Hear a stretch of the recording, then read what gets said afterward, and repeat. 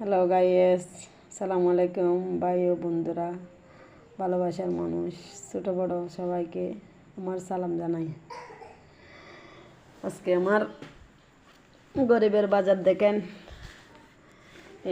আজকে 3টা তরমুজ নিছি। লাল হয় কিনা জানি না, মোটামুটি হবে আর কি। 3টা 50 টাকা নিয়ে নিছি। এরকম হবে দেখেন তো, এই আর কি। 3টা 50 টাকা।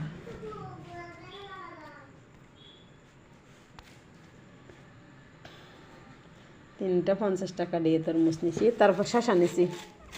দেখেন একটু একটু লাল হয়ে গেছে। এর থেকে ভালো বাজারে আর পাওয়া যায় নাই। আছে ওগুলো আর কি, ফার্মের গুলো আমার ভালো লাগে না, সেজন্য এগুলো নিছি। কেজি 20 টাকা করে। এরপর মুসাম্বি নিছি। দেখেন এই মুসাম্বি হচ্ছে 300 টাকা করে। এই মুসাম্বি। তারপরে এরপর আপেল নিছি 300 টাকা করে। আপেল আরও দামেরও আছে, এগুলো মিডিয়াম দামেরগুলো নিছি, বেশি দামেরগুলো নিই নেই। কতগুলো আছে 400 টাকা, এগুলোও আছে।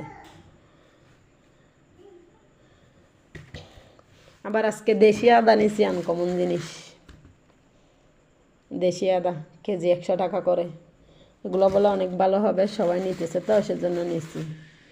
মানে আমি বলতেছি দেশি জিনিস একদিন খাইয়ে দেখি। আসলে ফার্মের যেগুলো আছে, ফার্মের গুলো আছে, দেশিগুলো অনেক ভালো।